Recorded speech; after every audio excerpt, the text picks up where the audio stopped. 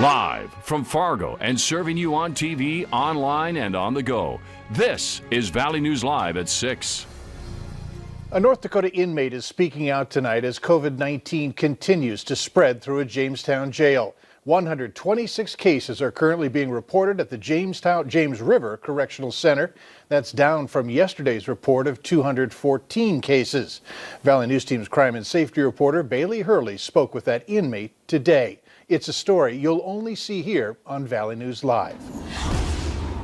78 inmates live on the floor, and 68 of us all tested positive. Richard Gorno Jr. says there's only one dorm left at the James River Correctional Center that is COVID-free, saying the rest are either riddled with cases or have inmates who have been exposed. With the whole prison's on lockdown, we don't get to really communicate with nobody. Gorno says he tested positive 2 months ago. However, he says he never had any symptoms up until this week, when he says he spiked a fever, got the chills, and lost his sense of taste and smell. They said because I tested positive 2 months ago, which I think it was a false positive, but they still wouldn't retest me. I'm worried for my safety. They're not trying to do nothing to help us here. Gorno says while he's not sure what the right solution is, he says he feels like because they're inmates, extra precautions and safety measures were not considered. They keep moving people around daily. All they're doing is spreading the virus faster than it can spread itself. Saying more should have been done to make sure the prison staff were more responsible. We had to have caught it from them.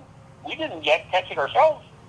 We don't get to come in and out of this place every day. In a statement this week, the North Dakota Department of Corrections says in part, quote, JRCC staff work diligently to protect those in our care by following all PPE protocol. But staff still need to leave to go home, pick up their children, etc. And so it would be unrealistic to think that we would not be affected. The Department of Corrections also says there have not been any JRCC inmates who have needed hospitalization and says at this time they are not considering releasing any inmates early, a decision Gorno says he feels like could end badly for everyone. So I'm wondering when we're going to have the first inmate in North Dakota that dies from this. In Jamestown, Bailey Hurley, Valley News Live. To read the Department of Corrections' full statement, head to the VNL News app and click on this story.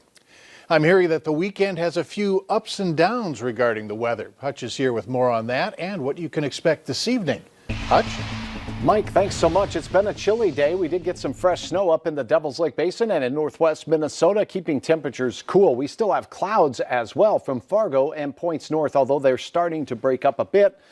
Temperatures are chilly. It's been chilly in the teens for the last several hours in Devil's Lake, Roseau, Thief River Falls, and Bemidji. It's still in the 20s here in Grand Forks and Fargo heading into the evening. Our wind over the last hour or two has been at times gusting to 20 miles per hour. It's calming down significantly. So your planner looks like this: decreasing clouds and wind. Temperatures slowly falling into the 20s. It'll be slowly falling thanks to the fact we do have a little bit of cloud cover out there, Mike. We're on our way down to some mighty low temperatures for morning, but the weekend has some good weather and we have some challenges to get through as well. I'll detail all of that coming up here in just a few more minutes. All right, thanks so much. A man's in jail tonight accused in a shooting in Fargo earlier this morning. It happened in the 1100 block of 2nd Avenue South. When officers arrived, they found the alleged shooter in an upstairs apartment and the victim on the sidewalk by the house with a gunshot wound. 24-year-old Logan Aarons eventually came out of the house and surrendered. He's facing aggravated assault and burglary charges. The man accused of killing 29-year-old Grand Forks police officer Cody Holte is headed to trial. 41-year-old Salama Pendleton faces several charges, including 2 counts of murder. Authorities were serving an eviction notice at 2627 South 17th Street on May 27th. When they tried entering the apartment, they say Pendleton fired multiple rounds, injuring Corporal Ron Nord, Sergeant Kelly McLean, and killing Lola Moore. Officer Holte joined the shootout but was wounded 3 times and later died at All True Hospital. That trial is scheduled to start on June 29th of next year. Fargo police want you to know about a registered sex offender. 38-year-old Patrick Roy Moore is currently living at 734 College Street North. He was convicted in 2016 of 3 counts of gross sexual imposition. 2 are from Burleigh County. The third was in McLean County and involved a 14-year-old victim. And police also want you to know about Jason Dvorak, who's a registered sex offender. He's living at 434 23rd Street South in Fargo. Dvorak was convicted in late 2019 in Cass County for luring a minor by computer and possession of material sex conduct by minor. He engaged in a sexual conversation with an 8-year-old female on Facebook. West Fargo Public Schools learned the district, specifically Cheyenne High School and West Fargo High School, are being associated with a scam targeting area businesses. Sports Media Marketing, which is a company based in Texas, is targeting local businesses by collecting payments in support of local high schools, athletic departments, and teams. By paying a few $100s, the company claims that the donation business will be promoted during sporting events, on T-shirts and building signage. West Fargo schools say that's not a legitimate offer. The company has extensive complaints on file with the Better Business Bureau. Now, the company is also known to illegally replicate the district's trademark logos in an effort to legitimize their claims. A similar scam was reported in 2018 and 2019. If you've been targeted or have donated money, you should call West Fargo Police immediately. Hospital staffing shortages in North Dakota continue to be a big problem. Governor Doug Burgum says it's up to the community to slow the spread of COVID-19, adding that there's worry about a possible spike in cases after Thanksgiving. The governor says that hospitals are trying to reserve space until a vaccine gets here.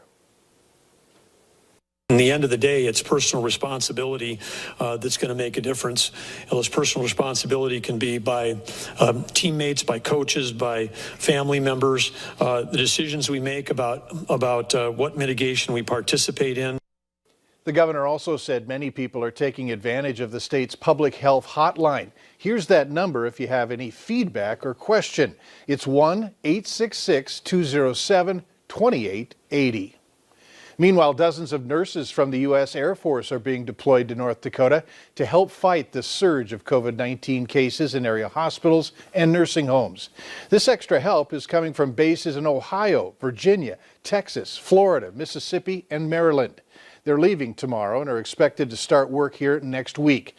The critical care nurses will be split into teams to support staff at Essentia in Sanford and Fargo, Altru in Grand Forks, plus hospitals in Bismarck and Minot. Minnesota Governor Tim Walz joined state health officials and mental health leaders today to discuss resources available to the public as the pandemic continues to take a toll on mental and physical health. Minnesota is reporting more than 6,800 new cases and 68 deaths today. Officials are encouraging you who are in crisis or know somebody who is in crisis to text MN to the number on your screen. That's 741-741. They also have a website to provide support and resources that are available. You can drive faster on some roads in Cass County. They now have a 65-mile-per-hour speed limit, which is the fastest a driver can go in perfect weather conditions. Speed should be reduced for icy or snowy conditions. To see a full list of the roads with increased limits, go to our website at valleynewslive.com. Here's something we hope you quickly get involved with. Valley News Live is teaming up again with the Great Plains Food Bank for a virtual food drive. To help out, download our free VNL News app. Look for the virtual food drive and click to donate. Later on Valley News Live at 6, how Fargo schools will be handling snow days this winter. Low temperatures are happening right now up in the Northern Valley. It's going to be a chilly overnight. We started with a fresh layer of snow in Devil's Lake and a gorgeous rising sun. It was a cool Friday. We have some warmth to talk about. We'll do that and talk about a hiccup in your weekend forecast as well right after this.